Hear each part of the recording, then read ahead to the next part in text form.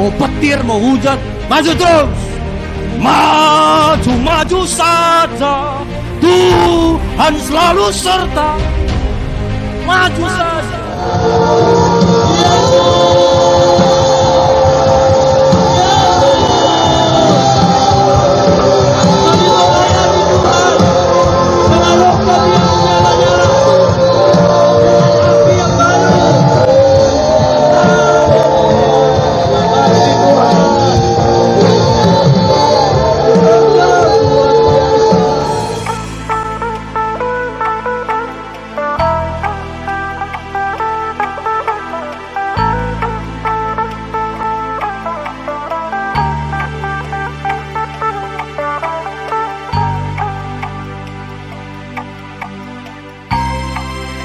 Injil ada 4, Matius, Markus, Lukas, Yohanes.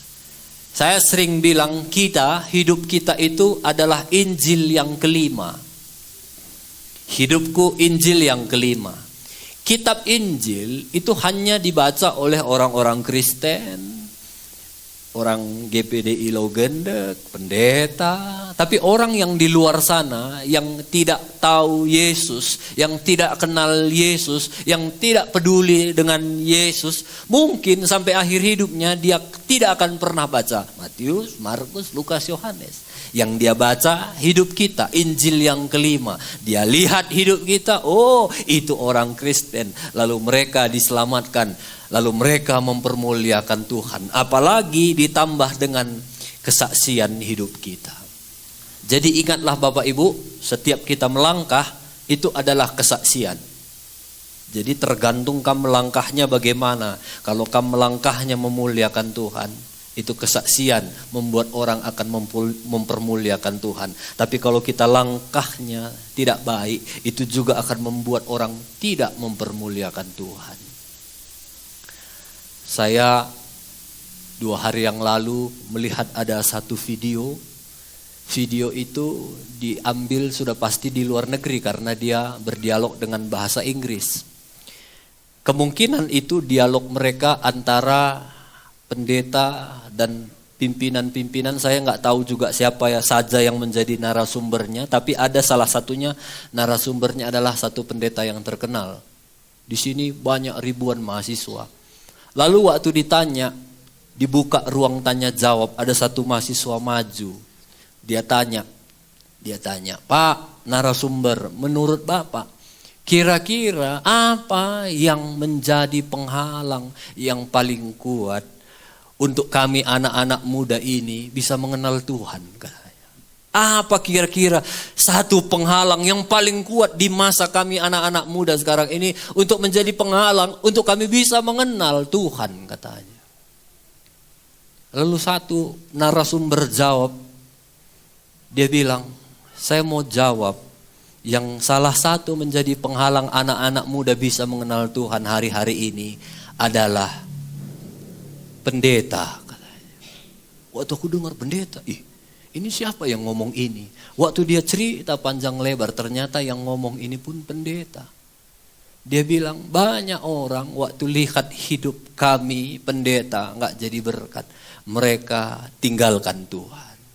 Kalau saya ganti pendeta ini jadi jemaat Logendek, saya berharap ini nggak terjadi. Jangan gara-gara orang lihat hidup kita, pengikut-pengikut Kristus, mereka nggak mempermuliakan Tuhan. Jadi ingat, setiap hari hidup kita adalah kesaksian. Bilang kiri kanan, hiduplah yang benar, bilang. Kenapa kita harus bersaksi? Karena itu yang pertama perintah Yesus. Matius 28 ayat 19-20. Karena itu pergilah, jadikanlah semua bangsa muridku dan baptislah mereka. Dan ajarlah mereka melakukan yang benar. Dan janji Tuhan apa? Aku menyertai kamu senantiasa sampai akhir zaman. Ini adalah pesan terakhir Yesus sebelum dia terangkat ke sorga. Berarti pesan terakhir itu biasanya adalah satu pesan penting. Kalau ada orang tua yang mau meninggal, kasih pesan terakhir, itu pesan penting. Yesus pun ini pesan penting. Yaitu Jadikan semua bangsa muridku. Bersaksi, bersaksi, bersaksi.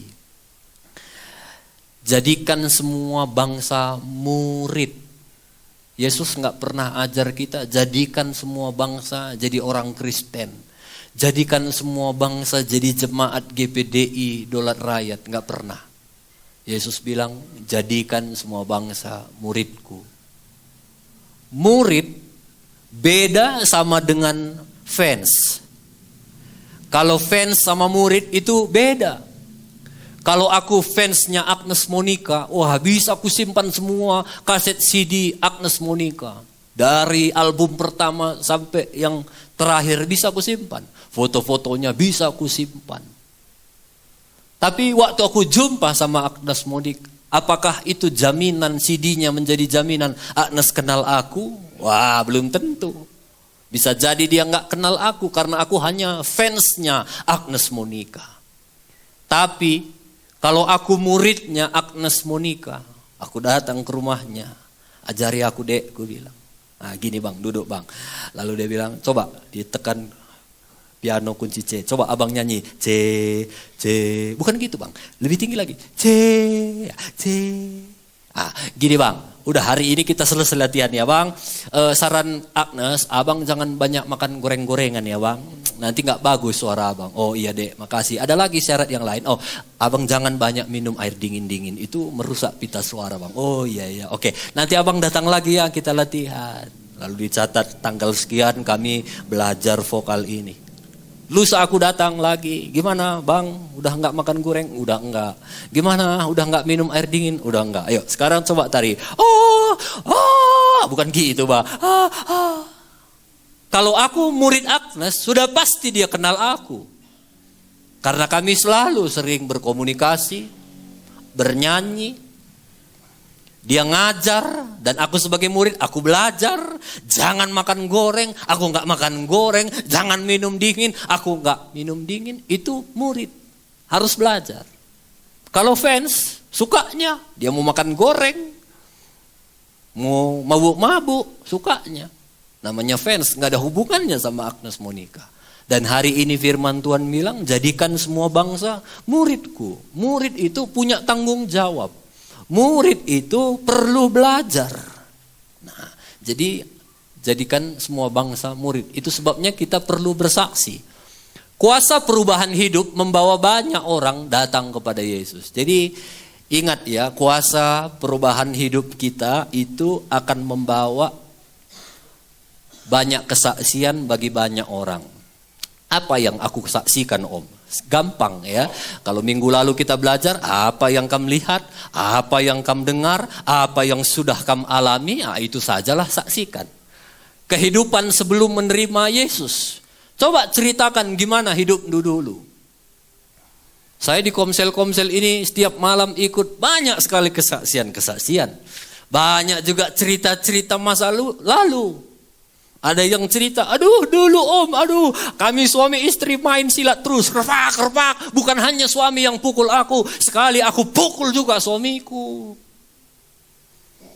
Sampai satu kali bapak mertuaku datang ke rumahku om. Dia marah kali sama suamiku karena dia dengar suamiku pukul aku. Waktu dia datang ke rumah kami, yang buka pintu adalah suamiku katanya. Padahal bapak mertuaku mau marahi suamiku karena dia sudah pukul aku om. Waktu bapak mertuaku buka pintuku, sungguh alangkah terkejutnya bapak mertuaku. Rupanya suamiku lebih babak belur om. Bukannya marahi suamiku, akhirnya menghibur dia. Sabar nak, gua ada kebanak. Di bagian merawakin tuh permen. Itu kan dulu. Ada yang bersaksi juga om. Dulu aku curiga kali sama suamiku. Saking curiganya aku, suamiku gak boleh pergi naik angkot duduk di belakang. Harus duduk sama supir, kata istrinya. Gak boleh. Awas kau. Waktu suamiku pulang kutanya, tadi kau duduk di belakang atau di depan? Di depan. Di belakang kan? Curiga aku om. Sampai gak kuizinkan suamiku ambil air kepet. Aku yang ambil air kepet supaya gak sempat ada waktunya bicara-bicara sama mama-mama di pet sana.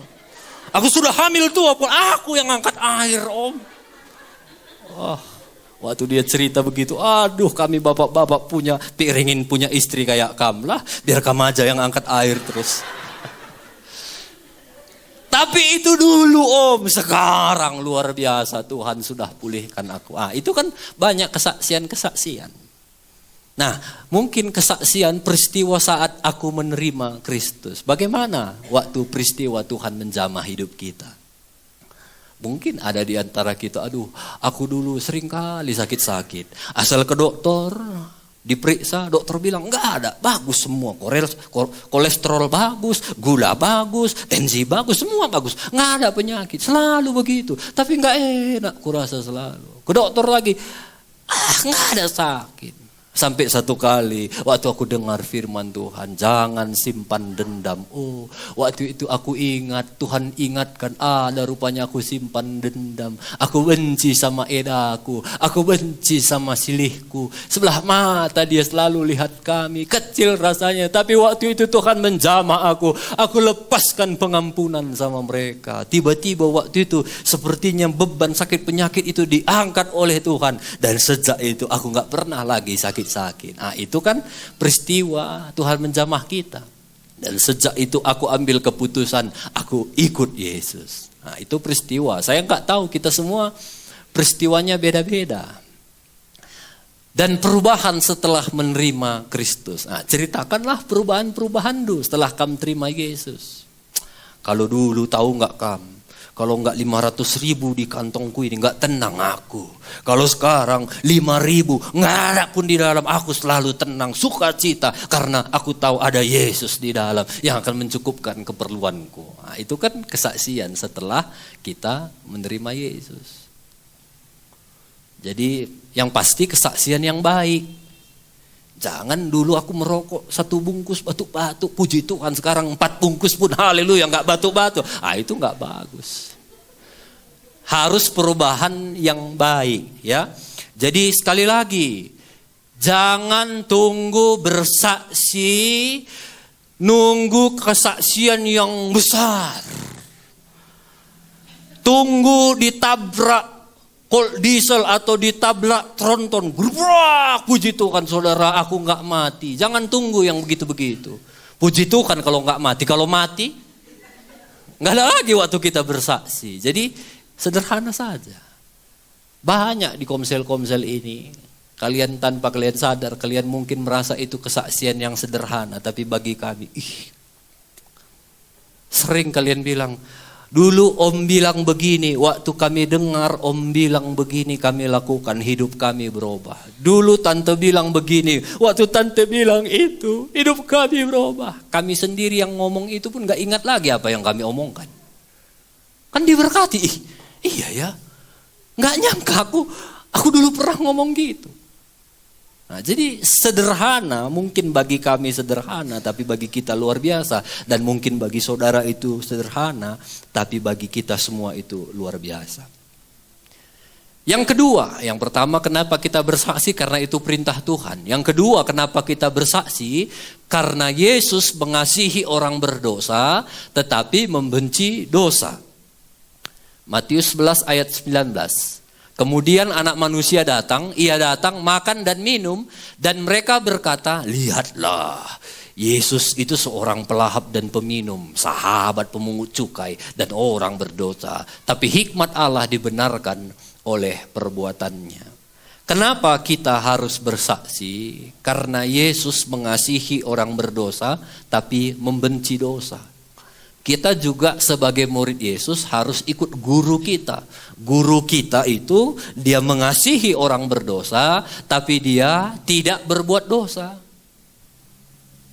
Jadi jangan keluar dari pengajaran guru kita. Guru kita itu di mana-mana dia selalu bersaksi.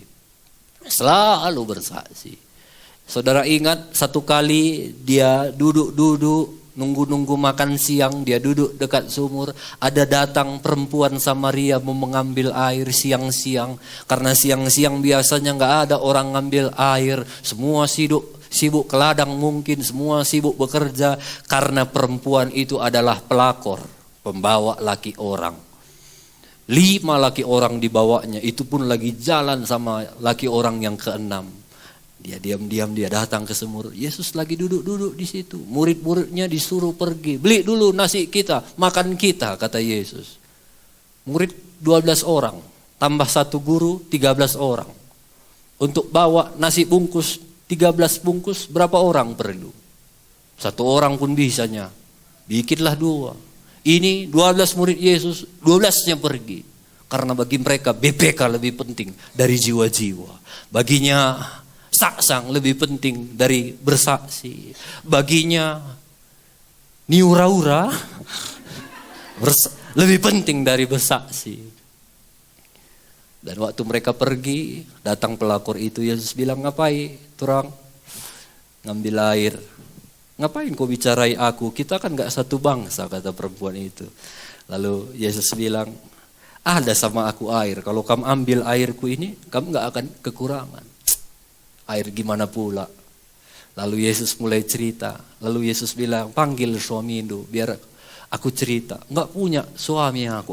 Betul sekali, kau memang gak punya suami. Yang sama kau itu suami orang semua. Terkejut dia. Yesus bersaksi. Akhirnya gak tahan perempuan ini waktu dia dijamah oleh kesaksian Yesus. Dia pergi ke kota, dia teriak-teriak di kota. Lalu datang murid Yesus sebelum perempuan itu pergi. Yesus, makan dulu makan, nanti lagi cerita. Apa Yesus bilang? Yohanes 4 ayat 32. Akan tetapi Yesus berkata kepada mereka, padaku ada makanan yang tidak kamu kenal. Lalu murid-murid pikir, siapa pula yang bawa nasi ini makanan sama Yesus. Lalu Yesus bilang, makananku ialah melakukan kehendak Dia yang mengutus aku dan menyelesaikan pekerjaannya.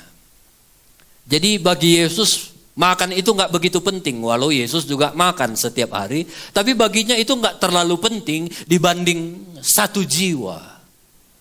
Saudara ingat juga ada 1 orang gila di Gerasa. Udah gila. Mungkin keluarganya pun sudah buangkan dia. Orang ini sudah meresahkan masyarakat. Selalu kuman. Sampai dirantai pun rantainya dipatahkan karena dia dikuasai kuasa kegelapan. Sudah jadi sampah. Orang berpikir lebih bagus dia mati. Tapi bagi Yesus 1 jiwa penting. Dia datang ke kampung itu. Dia bilang, dalam nama Tuhan Allah yang hidup, keluar. Roh jahat legion itu keluar masuk ke 2000 babi. Dan 2000 babi itu teriak, lompat semua ke jurang. Bagi Yesus 1 jiwa orang gila yang bagi kita mungkin gak masuk hitungan, itu lebih penting dari 2000 ekor babi. Kalau kita kalikan 1 babi 1 juta saja, 2M. Kalau sekarang mungkin gak dapat lagi ya. Kita bikin 2 juta, 4M. Bagi Yesus 1 orang gila, 1 jiwa lebih berharga dari 4M babi. Ke sana tersinggung pula 4M babi. 4M babi.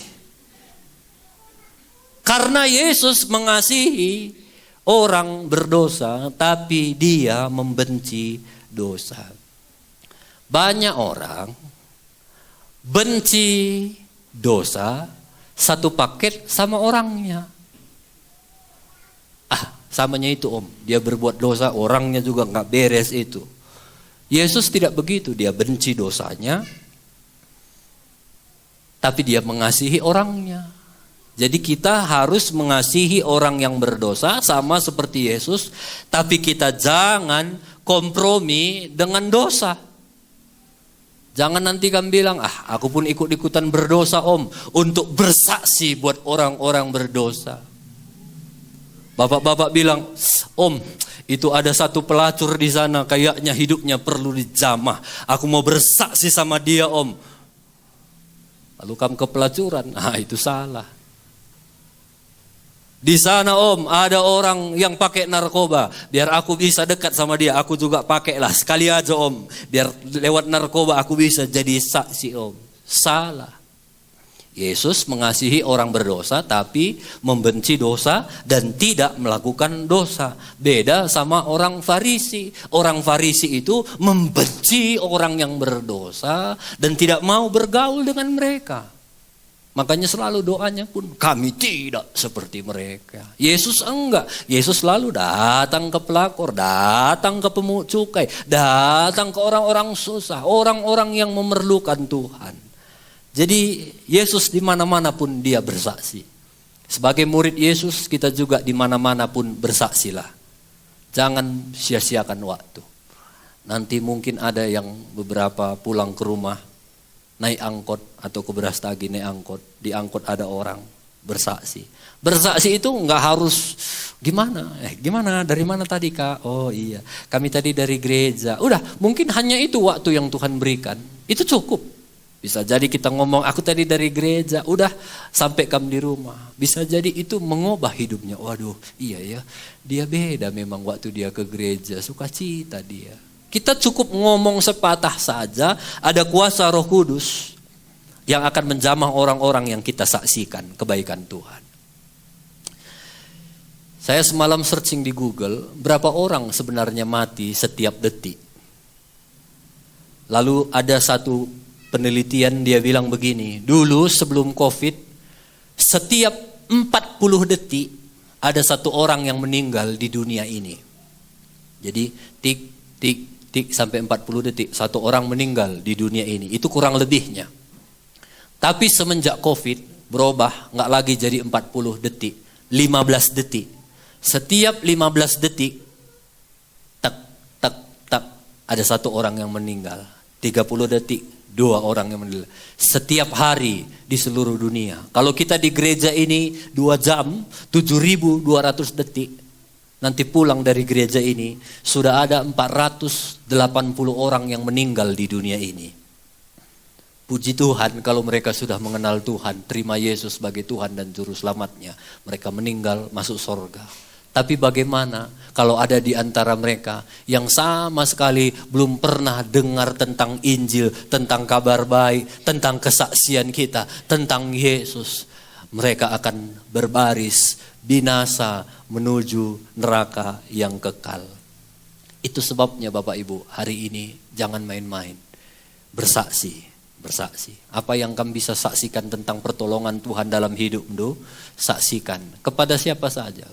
Makanya minggu lalu saya bilang berdoa sama Tuhan. Minta sama Tuhan. Pasti Tuhan tunjukkan. Kemarin istri saya cerita, Pak, kita memberkati satu orang katanya. Karena Tuhan selalu taruh dia wajahnya di hatiku. Supaya dia bisa mengenal Tuhan. Kami nggak tahu bagaimana keadaannya sekarang. Tapi kemungkinan kenapa Tuhan taruh wajah itu di dalam hati istriku, pasti Tuhan mau kami menjadi saksi buat orang itu. Nah, jadi begitu, minta sama Tuhan, Tuhan siapa? Nanti Tuhan akan kasih siapa orang-orang yang perlu kita saksikan tentang Tuhan. Yang ketiga, kenapa kita perlu bersaksi? Karena bersaksi itu memuliakan Allah dengan menceritakan pengalaman bersama Kristus. Ya, jadi waktu Yesus bersaksi kepada perempuan Samaria tadi, akhirnya apa yang terjadi? Dia pergi ke kota dan dia cerita ini. Dan banyak orang Samaria dari kota itu telah menjadi percaya kepadanya karena perkataan perempuan itu, pelakor itu tadi yang bersaksi. Cuma ini kesaksiannya. Ia mengatakan kepadaku segala sesuatu yang telah kuperbuat. Dia lari ke kota. Di sana ada seseorang yang dia tahu semua tentang aku. Cuma itu kesaksiannya. Firman Tuhan bilang banyak orang Samaria percaya kepada Yesus. Untuk bilang di sana ada orang yang tahu perbuatanku. Gak perlu sekolah Alkitab. Di sana ada orang yang tahu perbuatanku. Gak perlu sekolah teologi. Gak perlu hafal bahasa Ibrani Yunani. Cuma ngomong, di sana ada orang yang tahu tentang hidupku. Gara-gara itu banyak orang Samaria bertobat. Nah, jadi ini harus kuat dalam hidup kita. Makanya Paulus bilang, aku ini berhutang. Karena Tuhan udah selamatkan aku punya hutang untuk beritakan juga tentang keselamatan kepada banyak orang. Jadi jangan lagi berpikir, aku mau ngomong apa, nggak usah. Ngomong apa yang Tuhan taruh dalam hidupmu, ngomongin aja. Firman Tuhan bilang, bukan kamu yang pilih aku, tapi aku yang pilih kamu untuk pergi dan menghasilkan buah. Nah, jadi percaya itu ya. Jadi ngomong saja apa yang Tuhan taruh dalam hidup kita, supaya orang-orang yang dengar kesaksian hidup kita, mereka dijamah oleh Tuhan. Firman Tuhan bilang iman itu timbul dari pendengaran akan firman Kristus. Bagaimana orang-orang yang di luar sana yang belum kenal Yesus bisa imannya tumbuh kalau nggak pernah dengar tentang kesaksian kita? Bagaimana mereka bisa dengar kalau kita nggak ngomong? Makanya ngomong. Dan ayat yang terakhir, jangan takut, pokoknya apa yang kita bisa kerjakan, kerjakan. Tuhan selalu menyuruh kita apa yang bisa kita kerjakan. Yang gak bisa kita kerjakan, gak Tuhan suruh. Selalu saya cerita tentang Lazarus yang sudah dikubur. Tuhan Yesus bilang, geser batu kubur itu. Geser batu kan bisa kita kan? Bisa lah, kita sorong. Karena Tuhan juga tahu kemampuan kita. Yesus bilang, bersaksi. Bisanya kita ngomong semua kan bersaksi. Lalu Tuhan melakukan bagiannya, Lazarus keluar. Lalu Lazarus keluar dari kubur. Itu kita gak bisa membangkitkan orang mati, Yesus bisa. Nah, kita bisa bersaksi dan Roh Kudus bisa menjamah orang yang kita saksikan. Jadi jangan langsung lemah, aku nanti bersaksi, gak bertobat dia. Bukan urusan kita bertobat. Bisa jadi nanti 3 tahun kemudian dia ingat kata-kata kita dulu. Bisa jadi besok dia gak tidur-tidur, dia ingat kata-kata kita. Bisa jadi 10 tahun lagi baru dia ingat kata-kata kita. Yang penting tugas kita bersaksi. Ada satu klip video. I had a vision. I saw a dark and stormy ocean. In that ocean I thought I saw multitudes of Ini banyak orang tenggelam di lautan yang dalam. Mereka teriak-teriak, menjerit, berjuang, dan ada yang tenggelam. Tapi di tengah lautan yang gelora itu ada satu batu karang yang besar menjulang tinggi. Dan di sekeliling batu itu ada serambi-serambi. Lalu aku melihat ada sosok Tuhan. Dia turun dari langit, tolongin orang-orang yang tenggelam, orang-orang yang belum diselamatkan. Dia berusaha sekuat tenaga sampai keringat Yesus itu tercucur seperti darah. To those whom he had helped with his own bleeding hands, to come and help him in the painful and laborious task of saving the lost. But the strangest thing of all was Tapi aneh, di atas itu ada orang yang sibuk maku, sibuk nonton, bagi uang, main game, main gitar, nari-nari, berdebat tentang Alkitab, tentang agama. Sehingga mereka lupa teriakan orang-orang yang mau tenggelam tadi. Tuhan Yesus sedih melihat itu. Ada orang-orang yang sampai akhir hidupnya tidak pernah mendengar tentang Yesus, tenggelam. Banyak yang mengapung, banyak yang tenggelam, hilang dalam kegelapan. Dan aku sangat sedih katanya. Ada ternyata gereja-gereja juga yang sibuk berdoa, sibuk menyembah. Ini semua gak salah, asal jangan kita lupa bersaksi. Berdoa itu bagus, ibadah bagus, tapi jangan lupa tugas yang paling utama. Banyak orang yang sibuk dan lupa amanat agung, menjadi berkat, bersaksi. Mereka teriak-teriak, Tuhan tolong kami, padahal mereka sudah ditolong oleh Tuhan. Mereka sudah diselamatkan. Merasa hidupnya mau lebih lagi, lupa dengan orang-orang yang butuh Tuhan.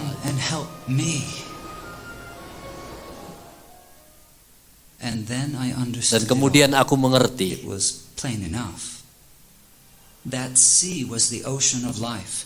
Samudra ini adalah gambaran hidup manusia.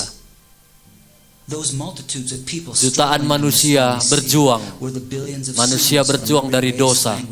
Manusia itu beda bahasa.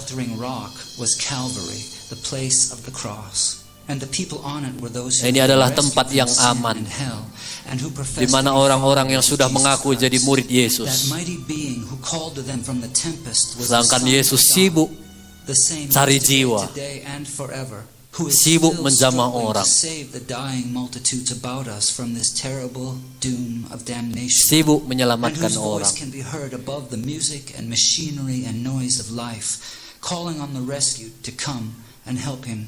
Yesus teriak-teriak kepada kita, gerejanya, bersaksi, kita semua sudah diselamatkan. Kita sudah di atas batu karang. Yesus sedang dalam lautan dan memanggil diri kita untuk datang kepadanya. Maukah engkau pergi?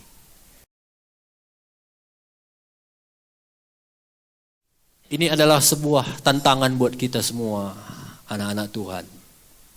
Jangan hanya santai-santai, hidup ini hanya sementara. Jangan merasa kita tidak diberkati Tuhan. Sesungguhnya kita semua sudah diberkati Tuhan. Kita sudah diselamatkan. Diselamatkan itu lebih dari semuanya. Ini waktunya, asal ada waktu, saksikan kebaikan Tuhan. Selalu berdoa kepada Tuhan, tuntun lidahku untuk berkata-kata. Saya nggak tahu apa yang harus kita katakan, tapi apa yang Tuhan taruh di hati kita, katakanlah. Percayalah, setiap apa yang kita ucapkan dengan hati yang mau bersaksi, ada kuasa Roh Kudus yang akan menjamah setiap perkataan kita dan menjamah orang-orang yang kita saksikan. Amin. Maukah saudara pergi? Amin. Puji Tuhan. Firman Tuhan, kalau kita pergi, aku yang akan menyertai kamu senantiasa sampai akhir zaman.